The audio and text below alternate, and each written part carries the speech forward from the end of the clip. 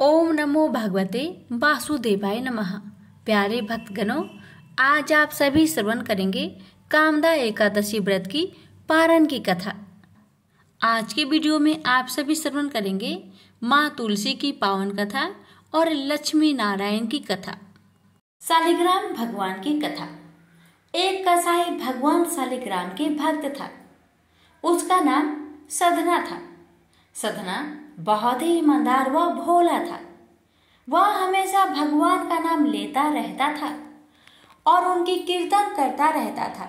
यहाँ तक कि वो जब मांस काटता या बेचता तब भी भगवान के नाम का गुणगान करता रहता था।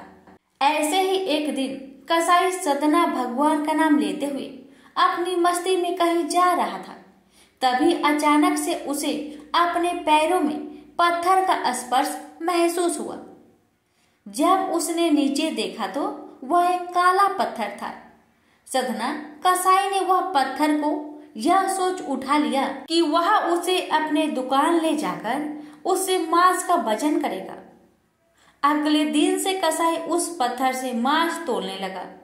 जो भी आता वह उसी पत्थर से मांस तोल कर देता था। यह कोई मामूली पत्थर नहीं था। इसकी एक खास यह बात थी कि वह जितना भी वजन करना चाहता है वह काला पत्थर भी उतने ही वजन का हो जाता है। समय के साथ साथ उस काले पत्थर की लोकप्रियता धीरे धीरे पूरे गांव में फैलने लगी। जब भी सधना को मांस तोलना होता है वह पत्थर उतने ही वजन का हो जाता है। अगर सधना को 1 किलो मांस तोलना होता तो वह पत्थर 1 किलो का हो जाता, और यदि उसे आधा किलो तोलना होता तो आधा किलो का हो जाता था। इस असाधारण पत्थर को देखने के लिए दूर दूर से लोग आने लगे और सधना के दुकान पर भीड़ बढ़ने लगी। भीड़ बढ़ने की वजह से कसाई सधना की मांस की बिक्री भी बढ़ गई थी। फिर एक दिन धीरे धीरे ये बात एक ज्ञानी ब्राह्मण के पास पहुंची, लेकिन ब्राह्मण ऐसे जगह पर जाना तो नहीं चाहता था जहां पर मांस की बिक्री होती हो। लेकिन उस चमत्कारी और असाधारण पत्थर को देखने की जिज्ञासा ने उसको वहां तक लेकर चली गई। वहां पर पहुंचकर ब्राह्मण दूर से ही सधना कसाई को उस पत्थर से मांस तोलते हुए देख रहा था और उसने देखा कि किस प्रकार से वह पत्थर आवश्यकता के अनुसार अपना वजन परिवर्तन कर लेता था। यह देखकर ब्राह्मण एकदम आश्चर्यचकित हुआ। यह देख ब्राह्मण सधना कसाई के पास गया तो सधना ब्राह्मण को देखकर बहुत आश्चर्यचकित हुआ और साथ ही साथ सधना बहुत प्रसन्न भी हुआ। फिर सधना ने ब्राह्मण का नम्र भाव से स्वागत किया और ब्राह्मण को बैठने के लिए कहा। फिर सधना ने उस ब्राह्मण से उसके दुकान पर आने का कारण पूछा तो ब्राह्मण ने बताया कि वह उस काले पत्थर को देखने आया है। ब्राह्मण ने बताया कि वह कोई मामूली पत्थर नहीं है, वह भगवान शालिग्राम जी हैं। ब्राह्मण क्रोधित होकर कहते हैं कि भगवान शालिग्राम जी को मांस के साथ रखना बहुत बड़ा पाप है।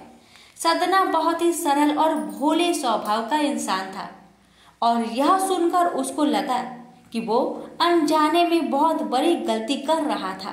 सधना ने ब्राह्मण से क्षमा मांगते हुए कहा कि वह तो ब्राह्मण है, वह शालिग्राम जी को अपने साथ घर लेकर जाए और उनकी पूजा अर्चना करे। यह कहकर सधना ने उस पत्थर को उस ज्ञानी ब्राह्मण को दे दिया। वह ब्राह्मण शालिग्राम जी को बड़े आदर सम्मान से अपने घर ले आए और वहां पर भगवान शालिग्राम जी को स्नान कराया और बड़ी भक्ति भाव से उनकी पूजा पाठ शुरू कर दिया। ऐसे ही कुछ दिन बीत गए। एक दिन रात को ब्राह्मण के स्वप्न में भगवान शालिग्राम जी आए और उन्होंने ब्राह्मण से कहा कि वह उसके सेवा भाव से बहुत प्रसन्न हुए हैं, लेकिन तुम मुझे उस कसाई सधना के पास वापस छोड़ आओ। भगवान शालिग्राम कहते हैं कि सधना हमेशा मेरा नाम गुणगान करता रहता है, तो मुझे बहुत अच्छा लगता है और ऐसे भक्त के लिए मैं कहीं भी रहने को तैयार हूँ। आज सधना कसाई की भक्ति भाव से प्रसन्न होकर साक्षात भगवान शालिग्राम ने सदना के संग रहने की इच्छा व्यक्त करी। अगली ही सुबह ब्राह्मण भगवान शालिग्राम जी को अपने साथ लेकर उस कसाई सदना के दुकान पर गया और उन्होंने सदना को पूरी बात बताई और भगवान शालिग्राम जी को सदना को सौंप देता है। यह सुनकर सदना बहुत प्रसन्न होता है और मन ही मन वह वचन लेता है कि वह अब से मांस नहीं बेचेगा और वह अपना अधिक से अधिक समय भगवान के नाम लेने और कीर्तन करने में गुजारेगा। सभी मिलकर बोलिए शालिग्राम भगवान की जय। जय श्री कृष्ण। राधे राधे। प्यारे भक्तगणों, आज है जया एकादशी और आज एकादशी व्रत के शुभ अवसर पर मैं आप सभी को सुनाने जा रही हूँ राधा रानी द्वारा पूजित माँ तुलसी की पावन कथा। एक बार राधा रानी जी सखी से बोली, सखी तुम श्री कृष्ण की प्रसन्नता के लिए किसी देवता की ऐसा पूजा बताओ जो परम सौभाग्यवर्धक हो। तब समस्त सखियों में श्रेष्ठ चंद्रनन्ना ने अपने हृदय में एक क्षण तक कुछ विचार किया। फिर बोली, चंद्रनन्ना ने कहा, राधे परम सौभाग्यदायक और श्री कृष्ण की भी प्राप्ति के लिए वरदायक व्रत तुलसी की सेवा। तुम्हें तुलसी का सेवा का ही नियम लेना चाहिए, क्योंकि तुलसी का यदि स्पर्श अथवा ध्यान, नाम, संकीर्तन, आरोपण, सिंचन किया जाए तो महान पुण्यप्रद होता है। राधे जो प्रतिदिन तुलसी की 9 प्रकार से भक्ति करते हैं वे कोटि सहस्त्र योग तक अपने उस सत्कृत्य का उत्तम फल भोगते हैं। मनुष्य की लगाई हुई तुलसी जब तक शाखा पर शाखा, बीज, पुष्प और सुंदर दलों के साथ पृथ्वी पर बढ़ती रहती है, तब तक उनके वंश में जो जो जन्म लेता है वो सभी वो 1000 कल्पों तक श्री हरि के धाम में निवास करते हैं। जो तुलसी मंजरी सिर पर रखकर प्राण त्याग करता है वो सैकड़ों पापों से युक्त क्यों न हो, यमराज उसकी ओर देख भी नहीं सकता। इस प्रकार चंद्रनन्ना की कही बात सुनकर राजेश्वरी श्री राधा ने साक्षात श्री हरि को संतुष्ट करने वाले तुलसी सेवन का व्रत आरंभ किया। केतकी वन में 100 हाथ गोलाकार भूमि पर बहुत ऊंचा और अत्यंत मनोहर श्री तुलसी का मंदिर बनवाया, जिसकी दीवार सोने से जड़ी थी और किनारे किनारे पद्म राग मणि लगी थी। वहाँ सुंदर सुंदर पन्ने हीरे और मोतियों के परकोटे से अत्यंत सुशोभित था और उसके चारों ओर परिक्रमा के लिए गली बनाई गई थी, जिसकी भूमि चिंतामणि से मंडित थी। ऐसे तुलसी मंदिर के मध्य भाग में हरे पल्लवों से सुशोभित तुलसी की स्थापना करके श्री राधा ने अभिजीत मुहूर्त में उनकी सेवा पालन की। व्रत आरंभ करके उन्होंने प्रत्येक मास पृथक पृथक रस से तुलसी को सींचा। कार्तिक महीने में दूध से सींचा, मार्गशीर्ष मास में ईख के रस से सींचा, पौष में दक्षरा रस से, माघ में 12 मासी आम के रस से, फाल्गुन मास में अनेक वस्तुओं से मिश्रित मिश्री के रस से और चैत्र मास में पंचामृत से सींचा और वैशाख कृष्ण प्रतिपदा के दिन उद्यापन का उत्सव किया। उन्होंने 2 लाख ब्राह्मणों को 56 भोगों से तृप्त करके वस्त्र और आभूषणों के साथ दक्षिणा दी। मोटे मोटे दिव्य मोतियों का एक भार और स्वर्ण का एक कोटि भार श्री गंगाचार्य को दिया। उस समय आकाश से देवता तुलसी मंदिर पर फूलों की वर्षा करने लगे। उसी समय स्वर्ण सिंहासन पर विराजमान हरिप्रिया तुलसी देवी प्रकट हुई। उनके 4 भुजाएं थी, कमल दल के समान विशाल नेत्र थे, 16 वर्ष की सी अवस्था और श्याम कांति थी। मस्तक पर हेममय किरीट प्रकाशित था और कानों में कंचनमय कुंडल झलमला रहे थे। गरुड़ से उतरकर तुलसी देवी ने रंगवल्ली जैसे श्री राधा जी को अपनी भुजाओं से अंक में भर लिया और उनके मुख चंद्र का चुंबन किया। तुलसी बोली, कलावती राधे, मैं तुम्हारी भक्ति से प्रसन्न हूँ। यहाँ इंद्रिय, मन, बुद्धि और चित्त द्वारा जो जो मनोरथ तुमने किया है वह सब तुम्हारे सम्मुख सफल हो। इस प्रकार हरिप्रिया तुलसी को प्रणाम करके वृषभानु नंदिनी राधा ने उनसे कहा, देवी गोविंद के युगल चरणों में मेरी अहेतु की भक्ति बनी रहे। तब तथास्तु कहकर हरिप्रिया अंतर्ध्यान हो गई। इस प्रकार पृथ्वी पर जो मनुष्य श्री राधा जी के इस विचित्र उपाख्यान को सुनता है वह भगवान को पाकर कृत्य कृत्य हो जाता है। प्रेम से बोलिए तुलसी माता की जय। एक ब्राह्मण था, वह प्रतिदिन मंदिर जाता था। वह प्रतिदिन तुलसी माता का पूजा करता था। वह तुलसी माता से प्रतिदिन प्रार्थना करता था कि हे तुलसी महारानी, मेरे को आनंद करना। तुलसी माता ने सोचा कि यह ब्राह्मण तो बहुत सीधा है और गरीब है और प्रतिदिन मेरी पूजा पाठ करता है, मैं इसके लिए कुछ न कुछ करना चाहती हूँ। तुलसी महारानी ने क्या किया, एक कन्या का रूप बनाकर बैठ गई और उस ब्राह्मण को बोली कि ब्राह्मण, मैं तेरा घर आना चाहती हूँ। ब्राह्मण ने सोचा कि मेरी 6 लड़कियां तो पहले से ही है और 7 लड़कियों का मैं कैसे पालन पोषण करूँगा, लड़कियों की शादी कैसे कराऊंगा, मेरे पास तो कुछ ऐसा भी नहीं है। यह विचार करके वह बहुत परेशान रहने लगा। उसको अब तो खाना पीना भी नहीं भा रहा था। उसकी पत्नी ने एक दिन कहा, क्या बात है, आजकल आप बहुत दुखी रहते हैं, क्या कोई परेशानी है, मुझे बताइए। तो इस पर ब्राह्मण बोला कि मैं रोज मंदिर जाता हूँ, वहाँ पर एक छोटी सी सुंदर कन्या बैठी रहती है और वह मुझसे कहती है कि ब्राह्मण, मैं आपके घर आऊंगी। यही सोचकर मैं काफी परेशान रहने लगा हूँ। मेरी तो पहले से ही 6 लड़कियां हैं, अगर उसे लेकर चलाऊंगा तो 7 लड़की हो जाएगी, फिर मैं सबका पालन पोषण कैसे करूँगा। ब्राह्मणी बोली, अरे इसमें परेशान होने की क्या बात है, आ रही है तो आने दो। ब्राह्मण बोला कि पहले से ही अपने 6 लड़कियां तो है ही, उनकी भी तो अपनी शादी भी करवानी है। तो इस पर ब्राह्मणी बोली कि अरे ये तो कोई बात नहीं है, अपनी 6 लड़कियां की शादी करवाएंगे, वैसे ही 7वीं की भी करवा देंगे, अपन 7 लड़कियों की शादी साथ में करवा देंगे। अगले दिन जब वो ब्राह्मण मंदिर गया तो उस छोटी कन्या ने पूछा, ब्राह्मण, मैं आपके घर आऊं? तो ब्राह्मण बोला, हाँ चल बेटा चल।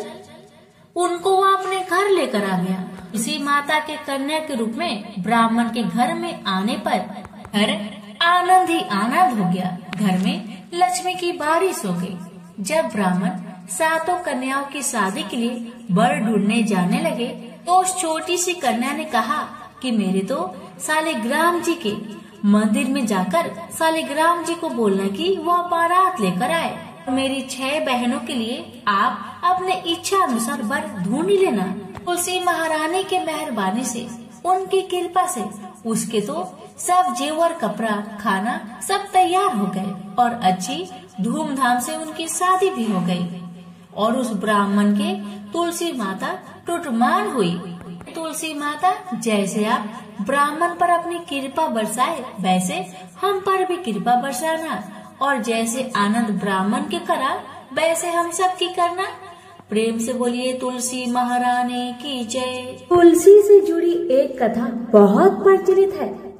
श्रीमद् देवी भागवत पुराण में इनके अवतरण की दिव्य लीला कथा भी बनाई गई है।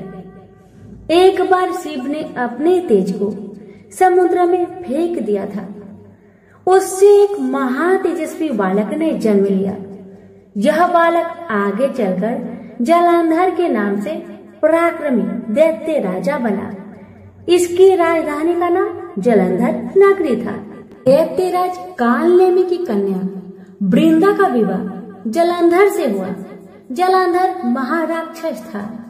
अपनी सत्ता के मद में चूर उसने माता लक्ष्मी की पाने की कामना से युद्ध किया, परंतु समुद्र से ही उत्पन्न होने के कारण माता लक्ष्मी ने उसे अपने भाई के रूप में स्वीकार किया। वहां से पराजित होकर वह देवी पार्वती को पाने की लालसा से कैलाश पर्वत पर गया।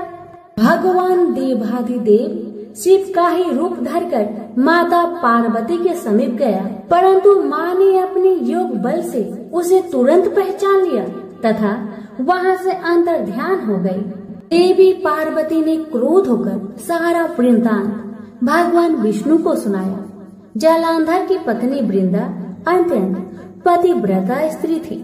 उसी के पतिव्रत धर्म की शक्ति से जालंधर न तो मारा जाता था और न ही पराजित होता था।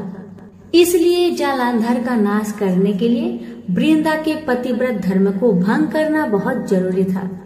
इसी कारण भगवान विष्णु ऋषि का भेष धारण करके वन में जा पहुँचे, जहाँ वृंदा अकेली भ्रमण कर रही थी। भगवान के साथ दो मायावी राक्षस भी थे, जिन्हें देखकर वृंदा भयभीत हो गई। ऋषि ने वृंदा के सामने पल में दोनों को भस्म कर दिया। उनकी शक्ति देखकर वृंदा ने कैलाश पर्वत पर महादेव के साथ युद्ध कर रहे अपने पति जालंधर के बारे में पूछा। ऋषि ने अपने माया जाल से दो बानर प्रकट किए। एक बानर के हाथ में जालंधर का सिर था तथा दूसरे के हाथ में धड़। अपने पति की यह दशा देखकर वृंदा मूर्छित होकर गिर पड़ी। होश में आने पर उन्होंने ऋषि रूपी भगवान से विनती की कि वह उसके पति को जीवित करे। भगवान ने अपनी माया से पुनः जालंधर का सिर धड़ से जोड़ दिया, परंतु स्वयं भी वह उसी शरीर में प्रवेश कर गए। वृंदा को इस छल का जरा भी आभास न हुआ।